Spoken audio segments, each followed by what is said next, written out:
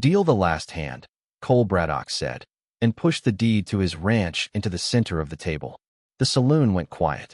Not the polite quiet of church, but the sharp, watchful quiet of men who'd seen a fool commit himself and wanted to be there when the knife came down. A coal oil lamp swung above the table, throwing yellow light across 4 faces and one folded square of paper that held 12 years of a man's life. Silas Kern smiled without teeth. You sure, Braddock?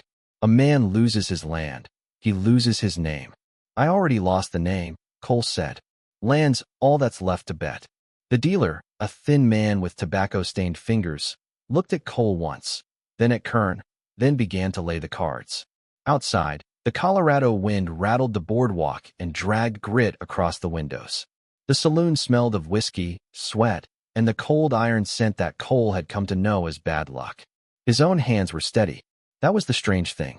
6 months ago, when his wife Marion had died in the back bedroom of the ranch house, his hands had shaken so badly he couldn't fasten her Bible closed to bury with her. Now they were still. A man with nothing left to lose has nothing left to tremble for. The cards came. Cole did not look at his until all 5 were dealt. Kern lifted his slowly, one at a time, the way a preacher turns pages he's already memorized. Cards? The dealer asked. 2, said Kern. Stand, said Cole. Someone in the crowd let out a low sound, half laugh, half warning. Standing pat on the last hand of a man's life was either courage or madness, and in Silver Creek the difference had never mattered. Kern took his 2 cards. His smile widened, and Cole knew, with a cold and settled certainty, that he had lost. He had known it, in truth, since the second hand of the night.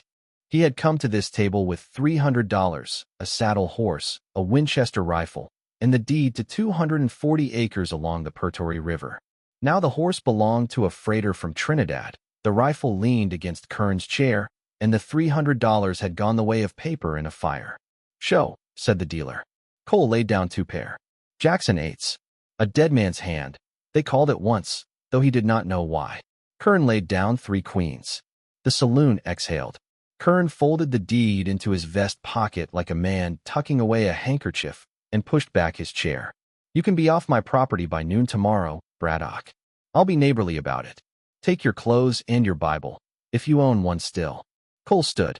He was a tall man, weathered to the color of harness leather, with gray beginning at his temples though he was not yet 40. He wore no gun on his hip, which was itself a kind of statement in a place like Silver Creek. He had put the gun away the day Marion died, and had not lifted it since. I'll be gone by sunrise, he said. You won't need to send men.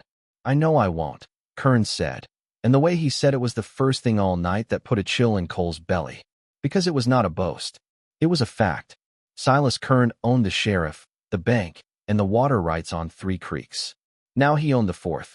He did not need to send men because there were no men in Silver Creek who did not, in the end, belong to him. Cole walked out of the saloon into a wind that smelled of wood smoke and coming snow. October in the high country. The stars were sharp as broken glass. He stood a moment on the boardwalk, and the truth of the night settled on him like a shawl of ice. He had nothing. Not a horse. Not a home. Not a wife. Not a name that would open a door between here and Denver. Then he heard the crying.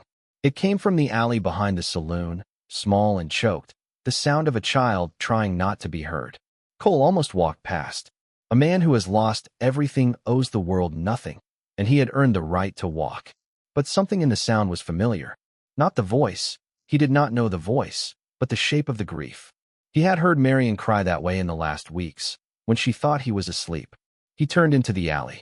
A girl, maybe 9 years old, was crouched behind a stack of empty barrels. Her dress had been blue once. Her feet were bare on the frozen boards. When she saw him, she scrambled backward, hitting the wall, and the sound she made was not fear exactly, but a resignation older than she should have owned. Easy, Cole said. He crouched, keeping distance. Easy now. I ain't going to touch you. She stared at him. Her eyes were dark and enormous in a face pinched with cold. Around her neck, on a length of rawhide, hung a small silver locket that caught the alley light. Cole's breath stopped. He knew that locket. He had bought it in Santa Fe 11 years ago. He had put it around a woman's neck under a cottonwood tree by the Pertory, and he had promised her forever, and forever had lasted 6 months, until she had ridden away with a cattle buyer and taken with her the child Cole had not yet learned was his. "Girl," he said, and his voice was not his own. "Girl, where did you get that?" She closed her small hand over the locket as if he meant to snatch it. "It's mine," she whispered. "It was my mama's. Please, mister, please don't take it. It's all I got left of her." Behind him, out in the street, boots were moving. 2 sets, coming toward the alley. And Cole Braddock, who had walked into the saloon with everything and walked out with nothing, felt something rise in his chest that he had not felt in half a year. He had one thing left to lose after all. "You seen a girl?" A voice called from the mouth of the alley. "Skinny thing, dark hair. Belongs to Mr. Kern." Cole did not turn. He did not answer. He looked at the child, and the child looked at him, and in the space of one breath a bargain was struck between them that neither would have been able to name. He unbuttoned his coat, the long canvas duster stained with a decade of weather, and swung it around her shoulders. It fell to her ankles like a tent. He lifted her, and she weighed nothing, less than a saddle, less than a full water skin, and he stepped deeper into the alley, into the dark where the barrels stacked highest. "Hush now," he breathed against her hair. "Hush. Don't make a sound, and I won't let them take you." She did not make a sound. Boots came into the alley. A lantern swung. Cole pressed himself and the child into a doorway that smelled of old grease and rats, and he held his breath while the light passed over the barrels, over the frozen mud, over the boot prints she had left and the boot prints he had left on top of hers. "Ain't here," one of them said. "Kern'll have our hides. He said she took something. She took herself. That's all. Little sneak been trying to run for a week. Then we better find her." The lantern moved on. The boots followed. Cole waited 100 count, then 200, until the alley was again just wind and stars and the smell of the cold river beyond the town. Then he set the girl down. "What's your name?" he asked. "Etta," she whispered. "Etta May." "Etta May what?" She shook her head. "Mama never said. She said names were how they found you." Cole crouched so his eyes were level with hers. "Who was your mama, girl?" "Ruth," she said. "Ruth and Braddock, before she was Ruth Kern. She told me. She made me remember all my letters so I could say it right." The name hit him like a horse kick to the ribs. Ruth. Ruth who had ridden away with a cattle buyer. Ruth who, apparently, had not ridden with a cattle buyer at all, or had ridden and been passed on, and had ended somewhere in the country of Silas Kern. Ruth, who had borne his child and named the child, and taught the child her father's name, so that if the child ever found herself alone in the world, she might know where a piece of her belonged. "Where's your mama now, Etta May?" "In the ground," the girl said. "Since spring." Cole closed his eyes. There was a great deal he might have felt in that moment. Grief for a woman he had already grieved and given up. Rage at Kern, who had somehow owned Ruth in her last years and now, by the twisted arithmetic of the frontier, believed he owned the child too. Shame that he had spent 6 months mourning a wife while another woman who had once carried his name lay in a pauper's grave a day's ride away. He felt all of it. He set all of it aside. "You hungry?" he asked. She nodded. "Cold?" She nodded again. "All right then. First things first." He carried her out the back of the alley, avoiding the main street. Silver Creek had one boarding house that would not answer to Kern, run by a Cheyenne widow named Mrs. Little Hawk, whose husband had been hanged by a Kern posse 3 winters back for a crime he had not committed. Cole knew this because he had, at the time, been one of the men in the crowd who had not stepped forward. It was a debt he had carried since. He walked with Etta May half a mile through frozen backlots, and knocked on Mrs. Little Hawk's kitchen door with his elbow because his hands were holding the child. Mrs. Little Hawk opened the door with a shotgun already lifted. When she saw him, she did not lower it. "Braddock, I need a bed for the girl. 1 night. Maybe 2. I'll pay when I can. When you can is a long road. I know it." She looked at the child, and something in her face changed. She lowered the shotgun. "Bring her in. Not for you. For her." "I'll take that," Cole said.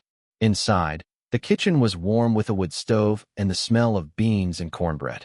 Mrs. Little Hawk fed the girl without questions, wrapped her in a blanket, and settled her in a small back room where 2 of her own grandchildren already slept. When she came back to the kitchen, she poured Cole a cup of coffee black as tar and set it in front of him. "You know whose child that is," she said. It was not a question. "I do now. Kern will burn this town to find her. He won't find her here. He'll find her everywhere, Braddock."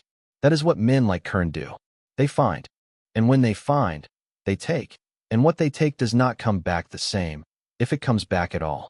She sat across from him. What will you do? Cole wrapped his hands around the coffee cup. He thought of the deed folded in Kern's vest pocket. He thought of his rifle leaning against Kern's chair. He thought of the horse he no longer owned, standing in some freighter's corral in Trinidad. He thought of his wife Marion, and of Ruth, and of a child who had never spoken his name and who had, tonight, been placed in his hands by whatever crooked god still watched over ruined men. I'll get her out, he said. North, Cheyenne country, if you'll write me a letter to your people. She'll be safe there. And you? He was quiet a long time. I'll get my land back, he said at last. Not for me. For her. So she has somewhere to come home to, when she's grown, and remembers she was Braddock before she was anything else. Mrs. Little Hawk studied him. You have no horse, no gun, no money, no friends in this town, but a woman who does not owe you kindness. I know it. Then how, Cole Braddock? He set the cup down. Same way I lost it, he said. One card at a time. But this time I aim to see the deck before it's dealt. Outside, hoofbeats sounded on the frozen street. Riders, 5 or 6 of them, coming fast from the direction of Kern's ranch. A lantern swung past the kitchen window, and a voice, harsh and carrying, shouted a name that was not Cole's but might as well have been. Etta May Kern. Mrs. Little Hawk stood up slowly and reached again for the shotgun. Back door, Mrs. Little Hawk said. The root cellar. Under the rag rug. Cole was already moving. He crossed the kitchen in 3 strides, into the back room where Etta May had already sat up in the blankets, her eyes wide and her small hand at her throat, closed around the locket as if it were an anchor that could keep her in this world. Come, girl, he said. Quick and quiet. She came without a word. The rag rug was under a table. Mrs. Little Hawk kicked it aside, lifted the trapdoor, and pointed down into a black square that smelled of turnips and cold clay. There is a door at the far end, into the wash behind the house. Follow the wash to the cottonwood, and then east until you find the creek. My son-in-law's cabin is a mile up the creek. Tell him I sent you. Tell him. The dead is called. He will know. I will remember. Go. Cole lifted Etta May down the ladder and followed. The trapdoor closed above them, and he heard the rag rug drag back into place, and then the shotgun racked the shells home, and then Mrs. Little Hawk's calm voice in the kitchen saying, You'll wipe your boots or you'll stand outside, Mr. Doyle. I keep a Christian floor. Cole moved through the cellar with one hand on the wall and the other around Etta May's wrist. He found the far door, worked the latch, and pushed into a wash where the moon lay silver on frozen sand. He lifted the girl again. She was shaking now, not from cold, but from the pure animal knowledge of being hunted. Right on my back, he said. Hold my collar. Don't cry out no matter what you see. I won't, she whispered. He ran. The wash carried him a quarter mile before the voices behind him rose in a shout that meant they had realized. A lantern showed at the mouth of the wash. Another followed. Cole pushed harder, his boots slipping on frozen stones, his breath tearing raw in his throat, the child clinging to his back like a burr. Somewhere behind him a shot cracked, and the bullet whined off a rock and sang into the dark. Cover your ears, he gasped. Don't look back. He climbed out of the wash by the cottonwood, its branches black claws against the stars, and turned east across a stubble field that had been corn in summer. His lungs burned. He was not a young man. He had spent 6 months not eating enough, not sleeping, not living, and now his body was demanding payment for all of it. He staggered. He kept going. The creek showed as a line of paler dark, and he plunged into the willows along its bank, and only there did he stop, kneeling in cold mud, the child sliding off his back. Behind them, lanterns swept the stubble field. Voices called. A dog barked, high and eager. Kern had brought a dog. Etta May, Cole whispered. Listen, the dog will smell us if we stay. We have to go into the water. It's cold. I know it. 10 minutes. Not more. Can you do it? She nodded, small and fierce, and he loved her then in the sudden, helpless way a man loves what he has just realized is his and might already lose. He lowered them both into the creek. The water bit like teeth. He walked upstream with her held against his chest, her face turned into his throat, and behind them the dog's voice rose, and then confused itself at the water and cast about and fell silent. A mile up the creek, a cabin showed a single square of orange light. Mrs. Little Hawk's son-in-law was a man named Jacob Two Kettles, quiet as weather. He opened the door with a knife in his hand, looked at Cole once, looked at the child, and stepped aside.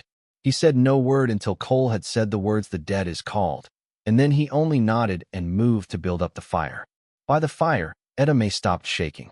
Jacob's wife, a small woman with a scar across her brow, stripped the child of her wet dress and wrapped her in dry wool and fed her hot broth from an iron cup. Cole sat by the fire in his own wet clothes and could not stop looking at the girl. She met his eyes over the cup. "Are you my papa?" she asked. It was the first time anyone had ever asked him such a thing. He tried to speak and could not, and then he said, "Yes, I am." She considered this. "Did you know I was born?" "No, child. I did not. Mama said you would have come. If you had known." She said true. Etta May looked at the fire. "Then I will call you Papa," she said, "if that is all right with you." "That is all right with me," Cole said, and he had to turn his face away because he had cried once in 6 months over Marion's grave, and he had not thought he had any more crying in him, and it turned out that he did. Jacob Two Kettles stepped outside for a long time.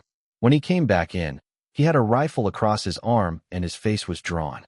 "6 riders on the creek trail," he said. "They will come here by dawn. This is the 3rd cabin they will search. They will search all cabins of my people first." Cole stood. "Then we move her tonight. North. North. Your mother-in-law said your people would take her. They will. My cousin will ride her to the Bijou tomorrow. From the Bijou to the reservation, where Kern cannot come. But you, Braddock, you cannot go with her. I know it. Why not?" Cole looked at the girl, who had fallen asleep with the iron cup still in her hands. "Because if I go, Kern will hunt her the rest of her life. If I stay and finish him, she can come home." Jacob was quiet. Then he said, "You have no horse. No gun. I know it. There is a horse in my shed. It is not much. There is an old colt in the box under the bed. It is not much either." "It is enough," Cole said. Jacob nodded once. His wife lifted the sleeping child, blanket and all, and carried her to a pallet by the fire. She laid her down and smoothed her hair, and then she turned to Cole and said, in careful English, "She has your eyes. I noticed at the door." "So did I," Cole said. At the alley, outside, far down the creek, the dog barked again. Closer now. Then it barked a second time, and a third, and then it did not bark anymore, and the silence that followed was the worst sound Cole had heard all night. They did not sleep. Jacob's wife, whose name was Mary Two Kettles, made Cole strip out of his wet clothes and put on a dead man's shirt and a dead man's trousers that had belonged to her brother, killed in the same posse that had hanged Mrs. Little Hawk's husband. The shirt was too tight in the shoulders. Cole wore it anyway.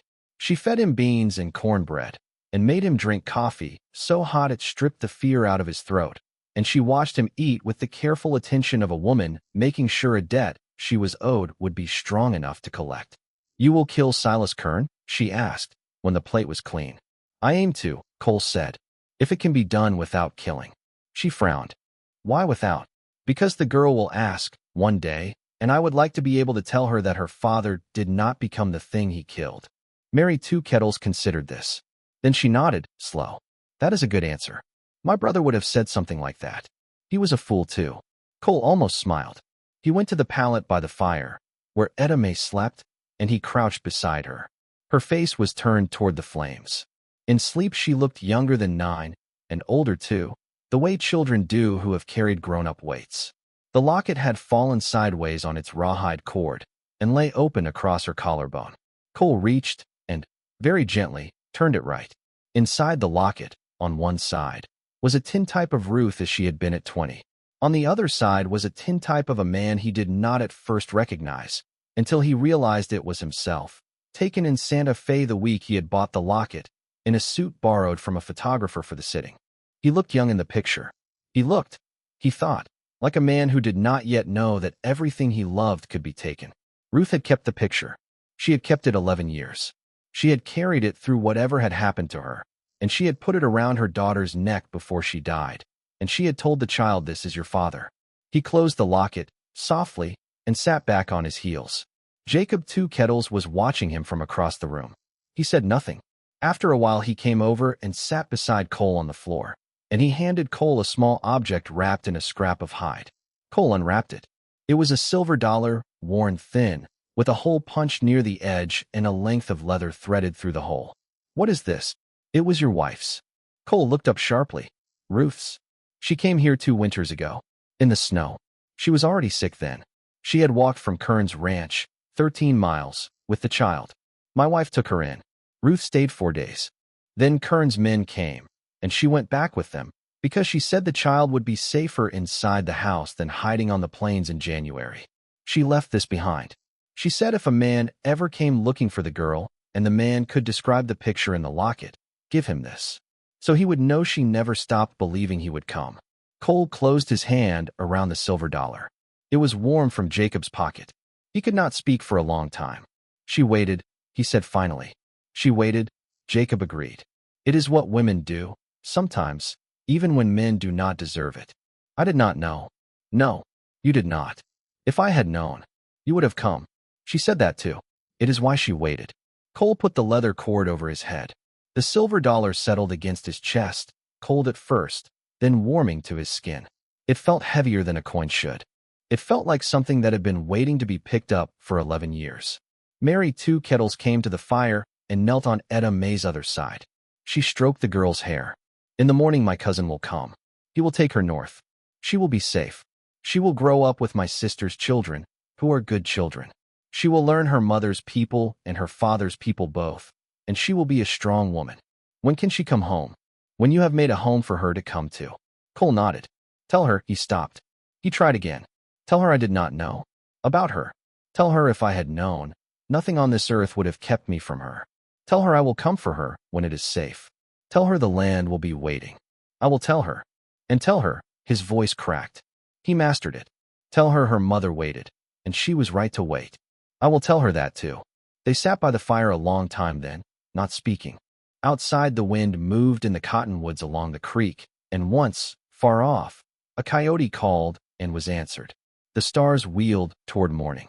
Etta May slept on, her small hand curled near her cheek, the locket rising and falling with her breath. Before first light, hoofbeats came up the creek trail, slow and single. Jacob rose, took his rifle, and went to the door. He looked out, then relaxed. My cousin, he said. The cousin was a lean man of maybe 30, wrapped in a buffalo robe, leading a spare pony. He came into the cabin without speaking, drank a cup of coffee, looked at the girl, and nodded once. Then he lifted her, still wrapped in her blanket, and carried her out to the pony. Etta May stirred against his shoulder and opened her eyes. She saw Cole standing in the doorway. Papa, I'm here, girl. Are you coming? Not this ride, but the next one. I promise you the next one, Etta May. She looked at him a long moment. Then she nodded, the way a child does when she has decided, against all evidence, to believe a promise because the alternative is unbearable. She reached out, and Cole crossed the yard, and she pressed the small silver locket into his palm and closed his fingers over it. Then you keep this, she said, so you don't forget the way home. He could not answer. He kissed her forehead. He stepped back. The cousin mounted, settled the child in front of him inside the buffalo robe, and turned the pony north. Jacob's spare pony followed on a lead. In a moment they were shapes against the pale eastern sky, and then they were gone, and Cole stood in the yard with the locket in one hand and Ruth's silver dollar against his chest, and the first thin light of dawn touching the frost on the cottonwoods. Down the creek, quite close now, the dog began to bark again. Cole did not run this time. He walked back into the cabin. He took the old Colt from the box under the bed. He checked the loads, 5 in the cylinder, hammered down on the empty chamber, the way a careful man carries a gun. He put on the dead brother's coat, which fit better than the shirt. He drank the last of the coffee. He looked at Jacob Two Kettles, who stood by the door with his rifle. I go alone from here, Cole said. You will die alone then. Maybe. But if you come, they'll burn your cabin, and your wife with it. This is my debt, Jacob. Let me carry it. Jacob was quiet. Then he said, there is a road behind the ridge. Kern will be at his ranch by noon, counting his new land. He does not know yet that the girl has gone north. If you ride hard, you reach him before the news does. That's my aim. Braddock. Yes. Do not kill him if you can help it. Not for his sake. For yours. And for the girl's. I know it. He rode out on the ugly little horse in Jacob's shed, a bay gelding with a wall eye and a mean bite. but a heart bigger than his frame. Cole took the ridge road. He passed above the creek trail and saw, far below, four riders moving down it toward Jacob's cabin. He did not stop. By the time they found the cabin empty and cold, he would be at Kern's gate. Silas Kern was on his porch when Cole rode into the yard. He was drinking coffee from a china cup. On the porch rail beside him lay Cole's Winchester, and folded in his vest pocket, Cole knew, was the deed to 240 acres along the Prairie. Kern watched Cole ride in without surprise, and Cole understood then that Kern had been expecting him. Perhaps had been expecting him since the moment he'd realized the girl was gone. "You come back for your rifle, Braddock?" "I came back for the deed." "You lost that fair." "I did." Cole did not dismount. "But I've come to play you one more hand." Kern set his cup down. He was a heavy man, thick through the chest, with pale eyes and a red mustache going white at the corners. He was 55 years old, and he had killed at least 11 men that Cole knew of, and none of the killings had been in a fair fight. "What hand?" "Your life," Cole said, "against my land." The porch was very quiet. "You've come to shoot me, then?" "No. I've come to give you a choice. Sign the deed back to me. Sign the paper Ruth Kern's daughter is her mother's heir to whatever her mother owned of yours. And you ride out of this county, alive, on a horse of your own choosing. Or don't." Kern laughed. It was not a large laugh. "Or don't. Or don't. There are 4 men on this ranch, Braddock. 2 more coming up the road behind you. I know it. I passed them. And a man who is willing to die can generally take one other man with him. I picked you." Kern's eyes changed then. Not with fear. Cole did not flatter himself that Kern feared him, but with the practical calculation of a gambler who has just realized the pot might not be worth the race. He looked at Cole's hand, resting easy on the pommel, near, but not on the old Colt. He looked at Cole's face, and what he saw there was a man who had lost everything twice, and would not lose it a third time without collecting. "The girl," Kern said. "Where is she?" "Somewhere you'll never reach. She's my property." "She never was." They looked at each other across the yard, and the whole valley held its breath, and Cole thought of Marion in her grave in the back pasture, and Ruth in her pauper's ditch, and Etta May riding north inside a buffalo robe with her small face turned to the coming dawn, and he thought, "I am not afraid. That is the strangest thing. I am not afraid." Kern must have seen it, because after a long moment, he did a thing Cole had not expected. He reached, slow, into his vest and drew out the deed. He held it a moment, as if weighing it. Then he tossed it down onto the porch boards between them. "Take it," he said, "and ride. Sign it back. It's blank endorsement. It's yours the minute you pick it up. The girl's paper, too." Kern's jaw worked. He went inside. He came back with a lawyer's paper and a pen, and he wrote at the bottom, in a hand that shook only a little, "Etta May Braddock, daughter of Ruth and Braddock, is sole heir to any and all property held by said Ruth at time of decease." He signed it. He dated it. He tossed it down beside the deed. "Now ride, Braddock, before I remember my pride. One more thing." "What?" "The Winchester." Kern picked up the rifle and threw it, but first. Cole caught it one-handed. "Why?" Cole asked. He had to know. "Why not just shoot me?" Kern looked at him a long time. "Because I had a daughter once too," he said at last. "And I lost her. And I have spent 20 years being the kind of man who takes what other men lose. And it has bought me a great deal of land and very little sleep. Ride, Braddock. Take your girl her paper. And if you ever bring her past this ranch, ride the other side of the ridge. I do not want to see her." Cole gathered the deed and the paper. He tucked them inside his coat, against Ruth's silver dollar and Etta May's locket. He turned the bay gelding. At the gate, he stopped and looked back.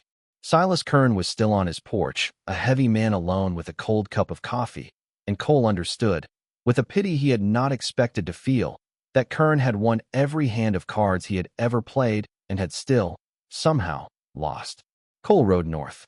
He rode 2 days to the Bijou, and 2 more to the reservation edge, and there, in a lodge that smelled of wood smoke and sweetgrass, Etta May came running out to him barefoot in the snow, and he lifted her, and she pressed her face into his neck and said, I knew you'd come the next ride." He put the locket back around her neck. He gave her the paper with her name on it. He told her the land was hers, and would be hers, and that when she was ready, not before, he would take her home. She was ready 3 springs later. They rebuilt the ranch house together, She and Cole and Jacob, 2 Kettles, and Mary and Mrs. Little Hawk, who came down from Silver Creek for the raising. They carved 2 names into the beam above the door, Ruth and Marion, the 2 women who had waited, each in her own way, for a man who had almost not deserved either of them.